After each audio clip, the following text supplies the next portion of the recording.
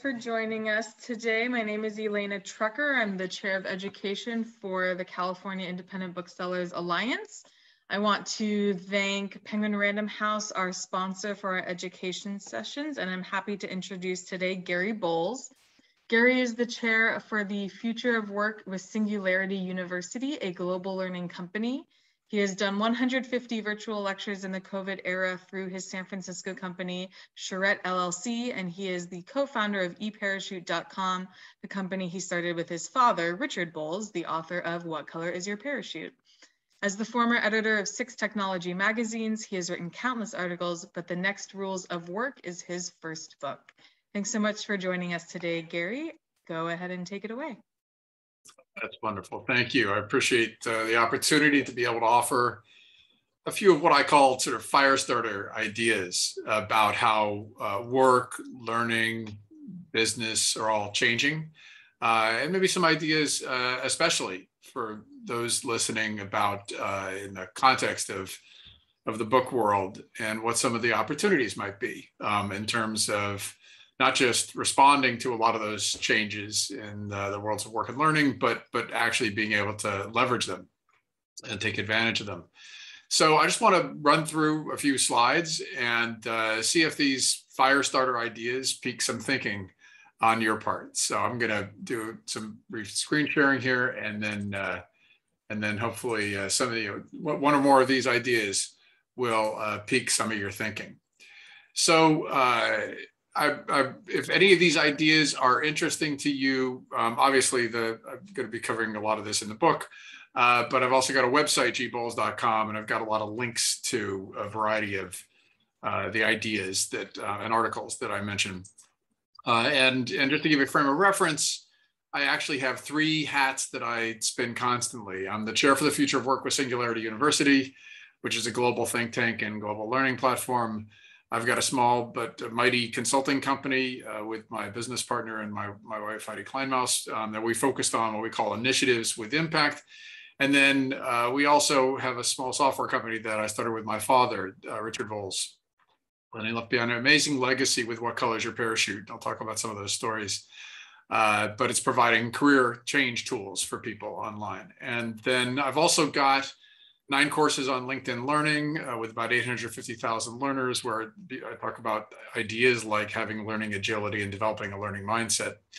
And then, as was just mentioned, this is my first book, although it was a lot of publishing activity in the family. My father's had written quite a number of books, but this is my first attempt to put something in writing and try to capture some of the thoughts that I've had over the years about how the rules of work have changed. Now, what do I mean by that? Well, there's kind of old rules of work that we sort of inherited from the industrial era, things like jobs and companies and bosses and those sorts of things. And the rules around work have been changing constantly. There's always sort of new rules. So we used to all work in factories or in fields. And now many of us work in stores and in offices. And so those rules keep changing. But what ends up happening is every time there's these big shifts in the rules that we follow and the ways that we work and the ways that we learn, we tend to, as humans, we tend to kind of bungee cord back. And that's probably been true with a lot of sort of the phases of the changes of work. Well, then along came a virus, and the great pandemic, I think, has shown us in what I call the Great Reset. I don't think we're going to return to a lot of the old practices of work. That is, I think we have a new start date. We have an opportunity to be able to rethink how we work and how we learn. And I firmly believe that there's a bunch of changes that are going to stay with us and are actually even accelerating. A lot of the changes that have happened, things like remote work and much more distributed work, and these are all things, much more online work. These things have all been happening. It's just the great pandemic sort of put the accelerator to the floorboards that helped to sort of make all that move much, much more quickly. So, well, how is work changing? Like, what are some of those new rules? Well, let me just hit you with a couple of thoughts and then talk about ways you might be able to take advantage of those changes, and especially for your businesses, ways that you personally, with your staffs and your workers, and with your customers and your communities, might be able to leverage them. So the first insight I think to offer is that work is shifting in many, many contexts where it's becoming more what I call problem-centric and project-centric. Well, what do I mean by that? Well, one of the things that my father figured out years ago in What Color Is Your Parachute is that if you're a job hunter and you present yourself as a problem solver, you're far more likely to become hired. If you can articulate the problems that the employer or the hirer has and show how your skills and your experience can solve those problems, then you're much more likely to have a match. Well, so think of it basically as work being three simple things. It's a problem to be solved, whether it's a dirty floor or it's a bunch of books that need to make their ways onto shelves. It's tasks that we perform. If it's a dirty floor, we go to the closet, we get a broom. And then our human skills apply to those tasks. So that's kind of it. This is what work really is at its most essential, is our human skills applied to tasks to solve problems. And when you think about what you do for your work, when you think about the staffs at the stores, what they're doing is they're constantly solving problems. And some of those are repetitive problems. It's sort of the same thing again and again. You've got to restock the shelves. You've got to order new books.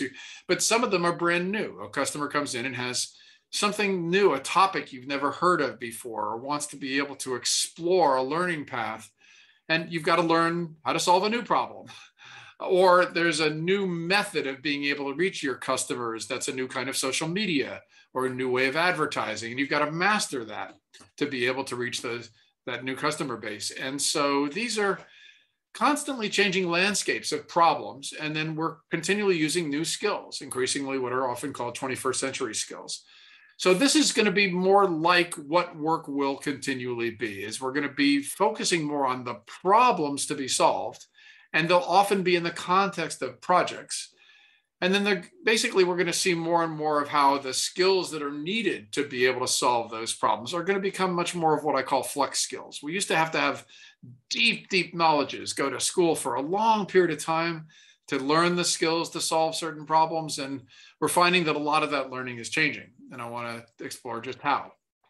That's the first insight, is work is becoming more problem-centric and project-centric. The second insight is that careers, which used to be sort of in three phases, are becoming much more of what I call a portfolio of work. So it used to be you go to high school, maybe college, vocational school, and then you jump into the world of work. Well, after my father wrote What Color Is Your Parachute, he also wrote a book called The Three Boxes of Life, which unfortunately is no longer in print. But is still quite available online. And he basically, his premise was, well, it's these three boxes: education, then work, then leisure, in what I call the period formerly known as retirement. And your parents and your parents' parents probably went through this cycle. They often got a degree, and then they were in the same field for a long time, and then they got the gold watch and retired. Well, that use case for work might still exist, but increasingly what's happening is a young person is coming out of school, and sure, they get a day job, but then they're still learning online. And then they take a gap month with their friends, and then they're getting another day job, but they're driving for Uber at night and they're doing a startup with their friends. Well, it's a constantly shifting landscape of work and learning and leisure. And I call this a portfolio of work. Parents ask me all the time, why won't my kid get a real job? Well, it's actually a hedge strategy. It's a portfolio strategy, just like your investment portfolio. There's safe investments, that's your time in a day job. There's a little more risk, that's driving for Uber, making a little more money. And then there's a bigger risk, that's doing a startup with friends. So this is that constantly changing landscape. And what our opportunity is to be able to help, especially younger workers, as we're trying to find ways to involve them to have more diverse workforces, to be able to think about how they're approaching it often as a portfolio of work. And how can we create work that is more problem-centric and more project-centric, that attracts their attention and wants them to work in our businesses because they're solving problems that are interesting to them or doing projects that fascinate them as a part of the portfolio of what they want to do for work and learning. Now, speaking of learning, increasingly what is happening is learning is shifting from these big chunks of learning that we used to do, which we called school or degrees or college, and especially advanced degrees, and is increasingly becoming much more what I call just in time and just in context. That is, young people especially are finding that there's a problem in front of them. And rather than going back for a 4-year degree, they pull out their digital distraction machines and they find a YouTube video that explains to them how to solve that particular problem. And they've learned something about solving it right as they need the information. And then they're doing it in the context of solving that problem. And so rather than having to go get a deep background in library science, what they're finding is, oh, I want to pull up, somebody mentioned the Dewey Decimal System. What is that? How does it work? Oh, okay, I'll watch a YouTube video. Now I've got it. And that doesn't mean that creates mastery. Mastery is through another route, but it certainly is increasingly how a large amount of learning is happening. And so one way to picture this is in the same way you've got a portfolio of work, you've got a portfolio of learning. And this is actually, again, a rational response to a world of exponential change. We used to construct learning into what we called school in these bins. And increasingly, if you think of it more as learning is this sort of sequence of learning, it's unbundled, learning is continuous, then what we really need to do early on is to spark a love of learning and helping people to learn how to learn. Well, if you can think of it as you've actually provided a platform for people how to continue to learn, how to be lifelong learners. And you're going to find more and more that that is an opportunity to Sherpa people who are going through that process. Third insight is that jobs themselves are unbundling, the way we think about jobs. And I'm going to focus on just a couple of characteristics of jobs and then talk about some ways that you might leverage some of these changes. So if you think about the different characteristics of a job, I'm fond of using what's often called the 6 W's, the where you work, the what your work is, who you work with, when you do your work, how you do your work, and then the why. And I want to especially focus on the why you do your work. Well, what's happened in the COVID area, we suddenly hit this great reset button, and almost all these things changed for a lot of people. The where became much more remote and distributed for a lot of people. Now, it's kind of hard to have a storefront that's remote, but increasingly you're seeing a lot of stores are innovating with having sort of the virtual author lectures because they can't always get people all into the room. And especially as the virus kind of spikes up and down in different places, it's becoming less predictable to know when you can. And so more and more of the where in many different industries becomes much more distributed and remote, but that can be a constantly changing set of contexts. You find increasingly the what is what I call a work net. And this is an opportunity for you as small business people to be thinking about how you're continually involving different kinds of people in the work of the business. Used to be traditional employees. Now there's a sort of different set of contexts to be thinking about, including leveraging gig workers and shift platforms that allow you to find exactly the worker you need to fill a specific shift. The what of work is becoming, as I said, much more of a portfolio. The when is much more flexible, which makes it very challenging for organizations that need to have structured shifts, and much more opportunity for workers who want flexibility and who can plug in as needed.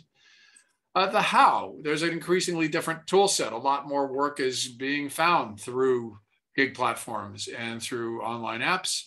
And then finally, there's the why, like why people do particular kinds of work that they do. So this is how work is changing. Jobs are changing, how careers are changing. So how can you, as a person who runs a business, how can you think about ways to be able to develop new strategies to solve new problems that take advantage of these changes in the way work and learning are shifting? How can you do all of that in ways that are more inclusive and what I call involving of a more diverse workforce? How can you get more and more people that are part of what I call your work net, the people who help you to solve the problems of your organization? And then how can you personally be leveraging all of these things to try to manage your your balance of work and life. Small businesses can just chew up every available hour. So how do you think about ways to be able to leverage all of those changes? So here's just a couple of quick thoughts that, again, I hope are fire starters. They're not magic wands. They're not silver bullets. They're ideas to be able to spark some new ways of thinking. So the first one, and I want to offer a framing, what in the book I call the three legs of the stool. But if you can think of it, what we're doing in our work, in our learning, in our lives is there's sort of three legs of the stool, or three ways to think about how we are navigating these changes and how we're solving the problems of today and tomorrow. And that's mindset, skill set, and tool set. Well, how are these things different? So I wave a magic wand, and suddenly you and I are standing at the bottom of a mountain, and we're looking up at the mountain, and you have climbed a mountain a dozen times before. You have all of the skill set to climb the mountain, but you've never climbed a mountain before. I mean, but you've climbed a mountain before, but you don't have the mindset for climbing the mountain. You've climbed a mountain dozens of times, but you look up at the top of the mountain and you say, oh, it looks too cold. It looks too forbidding. All the skill set, none of the mindset. You're not going to climb the mountain. I wave the magic wand again, and now you have all the mindset, but none of the skill set. You look up at the top of the mountain, you say, oh, it doesn't look too tall. You take one step, two steps, you encounter problems, you solve them. And eventually you're standing at the top of the mountain and looking down and saying, how hard was that? And you develop the skill set just in time and just in context. So this is increasingly a way to think about how you are trying to craft the work of your organization, craft your own work, and the ways that you can continually create a new context to be able to adapt to the constant changes, helping to think about the kind of mindset you want to encourage, the kind of skill set that you need to solve problems, especially your own skill set, and then the tool set that you need. Having all the right mindset and all the right skill set, if you're staring up at an ice cliff, you kind of need some crampons and an ice pick and to be able to get there. So these are the three legs of the stool increasingly to be thinking about as you try to leverage some of these changes. So one of the first ones I want to suggest that you have is a unique opportunity. I've never been a bookseller myself, although I do have to admit, when I had my own portfolio of work early on, when I was not that interested in college, I don't have enough college to stuff into a thimble. So I ended up doing a bunch of different projects. And one of them just happened that my father's publisher, an amazing guy named Phil Wood, used to run 10-Speed Press, called me up when I was 19. And he said, listen, Gary, I know you're not working at a day job, but I've got somebody needs to represent 10-Speed Press at the ABA in Las Vegas. And he came to my apartment and he plunked down some cash on the coffee table. And he said, I want you to go and I want you to man the booth and person the booth. And so I learned some of the basics of the business just standing there at the ABA and pitching the catalog of 10-Speed Press. That was for me a tremendous opportunity to be able to learn a new skill set. So let me just offer one thought, which is I had mentioned that there's 6 different aspects of a job. One of them is purpose. And I think our opportunity is to double down on purpose. That is to think of ways to be able to bring in the most inclusive and diverse workforce within your organization, is to think about how to help people to see the purpose that can be achieved by helping people to be able to, in a world of exponential change, to be able to connect to the kinds of information and learning that the book business allows and supports. So here's one framing. Maybe this will capture your attention. So doubling down on purpose. Think about when we all started out first in the world of work. I mean, the first thing you wanted was just to get paid, right? I mean, that's kind of the first deliverable. And then after a while, you realize that if you got good at something, you could actually get paid better. All right, so now the deliverables are you got to get paid and then you got to get good at it. Some people just stopped there. And in the old rules of work, that's all they did. They fed their family, they put a roof over their head. But then, as my father found with What Color Is Your Parachute, he said, you know what, if we help people to understand not just what they're good at, but what they love, that's a superpower. And so for many of you, what you're doing in running a store and helping people to find to connect with these ideas that you have in the books that you offer, you're doing something that you can love as well. And so it's really this intersection of what you're paid for, what you're good at, what you love. And again, some people stop there. But what we found when I was on my father's staff, when I was 19 years old, is that if you can also encourage some people to keep going, and then it's what the world needs.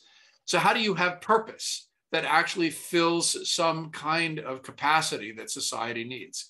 Well, the Japanese call this ikigai.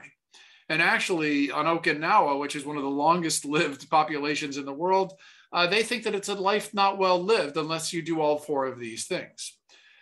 But the old rules of work that you sort of followed up the stack, and many people didn't make it to the top. They just did what they were paid for and what they were good at. Well, young people are coming out of high school, college, and they're flipping the stack. And they're saying, what does the world need? What is the purpose of your organization? If I'm doing something I feel has purpose, then that's going to be something that I love. If I'm doing something that I love, then I'm going to get better and better at it. And if I get better and better at it, eventually I'll get paid for it. So I think this is one of the opportunity is for attracting great and inclusive staff is to be able to help them to understand the purpose that can be achieved by helping people to connect to the kinds of information that can help them to be able to thrive. And helping those people, whether it's your staff or your customers, to be able to develop that North Star, the thing that drives their curiosities, their passions, and their purpose. So that's one sort of fire starter idea, is to double down on purpose. The second is to double down on community. What I talk about when I talk about the next rules of work and sort of the future of work is there's kind of four different arenas or domains: individuals, organizations, communities, and countries. And each of these has a problem statement. And so for individuals, we find, if it's related to work, most people want to be able to find or create meaningful, well-paid, fairly sustainable work today and tomorrow.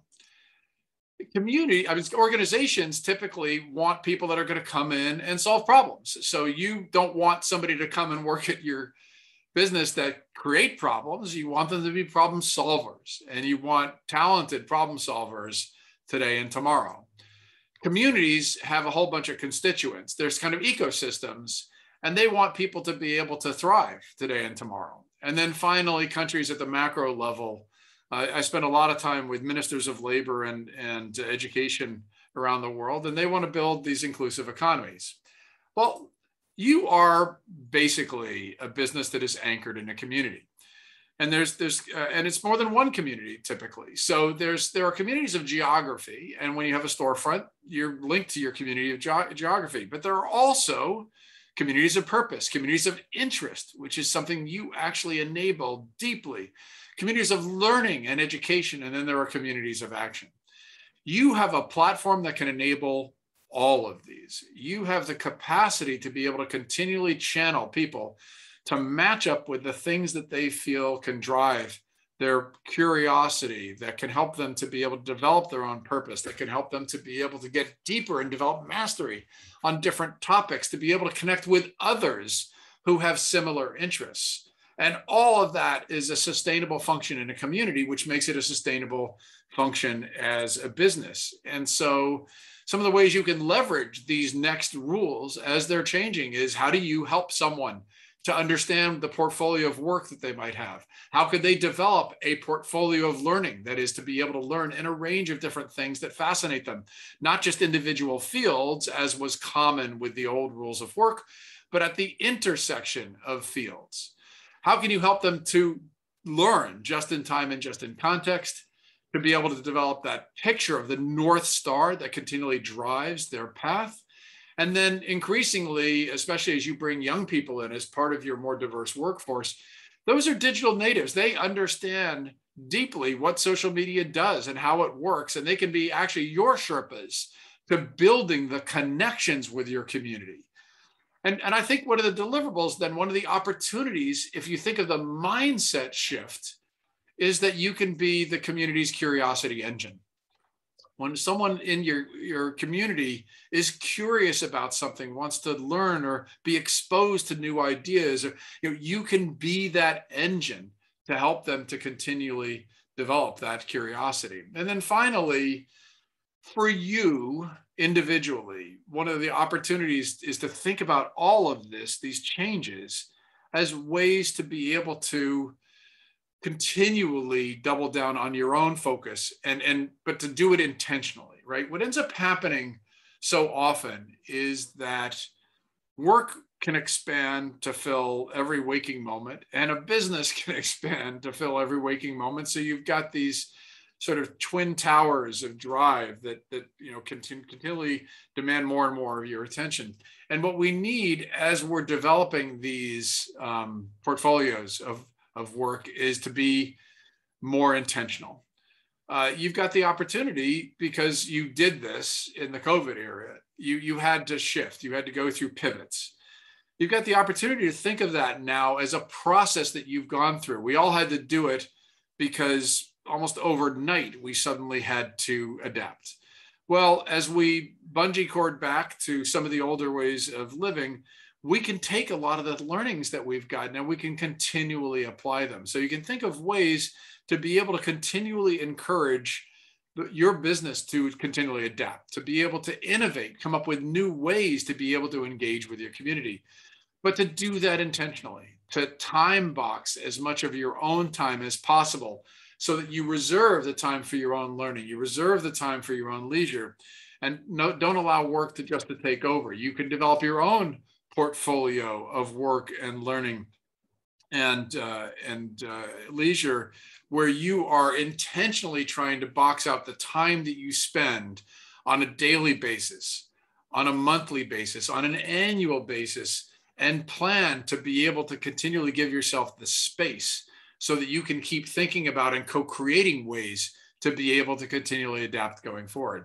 And to remember that there's always three legs of the stool. There's the mindset of the problem solver. There's the skill set, the complementary skill set of solving problems to be able to create value for your customers today and tomorrow. And then there's the tool set, increasingly, that your digital natives, the workers for you, are going to understand even better than we do, to be able to continually adapt to ongoing change. So I'm going to stop there, and I hope that has piqued some thinking. I don't know if anybody on the call now has any questions, but I certainly would encourage you to think of this as a start date. You've learned a lot of ways to be able to adapt in a pretty short period of time. We all did that in a pretty rapid and sort of reactive mode. I think we have the opportunity to do that in a much more thoughtful and proactive mode going forward. Thank you so much, Gary, for this. I have a question about intentionality, because I know from my previous life in a bookstore that all these great customers with great ideas are pulling you this way and that way. And there are all these opportunities, and how you develop that intentionality so you're still able to reserve that time for yourself, for your own learning and leisure and everything else. Absolutely. Wonderful question. So I'll just give you a couple of steps that we suggest. The first one is you find people make great decisions when they can step back and they can inventory. That is, they can do a quick finger on the pulse of their own skills, of the things that are driving their own passions, of the strengths and some of the challenges of the business, and to step back and to first inventory it. How can you put that all on a single piece of paper to landscape it? So I've actually got two tools in the book. One is for your organization, for your business, and another is for you as an individual. And I got those 6 W's that I talked about. Those are actually the 6 questions that Aristotle used to ask to determine if an act was moral. So I call them the Aristotle canvas. And so you can do this. You can answer these. It's actually 2 questions in each box for all the 6 W's. You can do this first for your business, and you can do it for yourself as an individual. And so I suggest first you inventory. Like, you step back, you can do these exercises, I'm telling you, literally in 20 minutes. And you can just do these canvases that help you just get a finger on the pulse. So that's the first thing, is to inventory, because otherwise we just keep running. Like, we don't stop. Second is to prioritize. And there's something, it's in Parachute, but my father came up with this, it's a grid that you prioritize. You take a list of a dozen things or 20 things, put it in an order of priority, which doesn't necessarily mean that you are going to do all of them. What it means is that for you right now as a decision maker, you can see jumping off a page the top 3 things you need to spend the majority of your efforts on. That's really critical, because otherwise what ends up happening is we all have to-do lists, just, long to-do lists that seem to never get completely filled. If you prioritize and you look at the ways that you're being intentional about your time, then you make sure you are fulfilling what you see as the top priorities. And we can all say, spending 5 minutes with your kids is quality time, but actually that's not the message that we're sending to them. It's how you prioritize that time to make sure that it's in line with the things that you value the most. And so that's the second one. And then the third is action plans that are done collaboratively and that are typically geared towards small tests and small wins.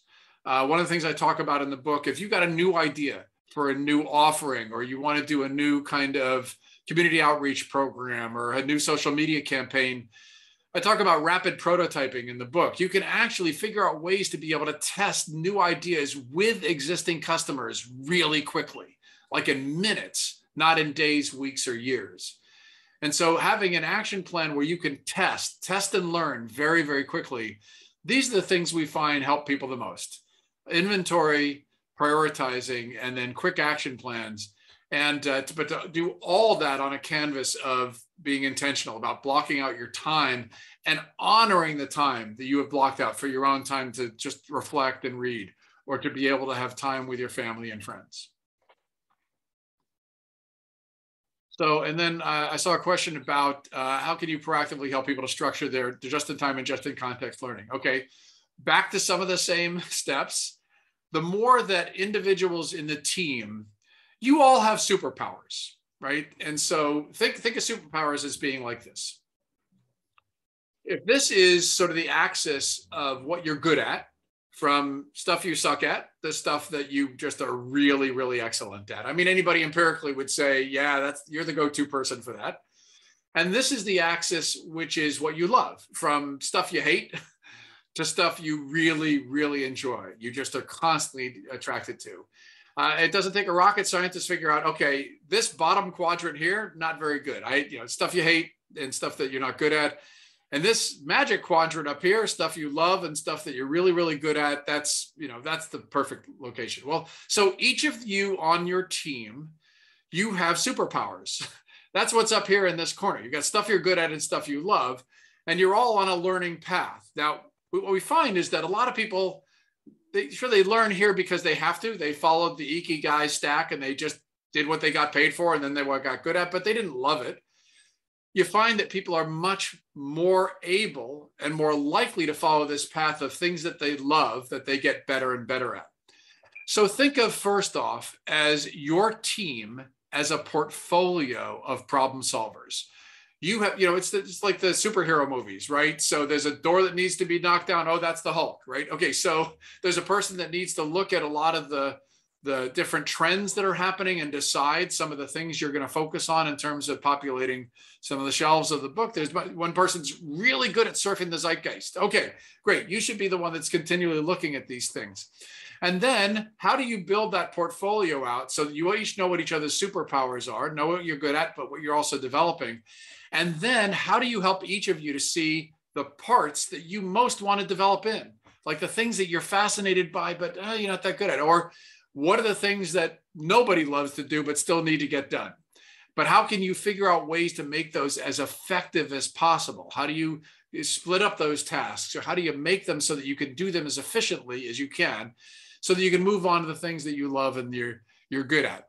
So that's the first thing to suggest, is everybody goes through the self-inventory process. And then you figure out how the portfolio of work to be done for the business, break that down, have that on a canvas where you can look at it and match up people's skills to the problems to be done.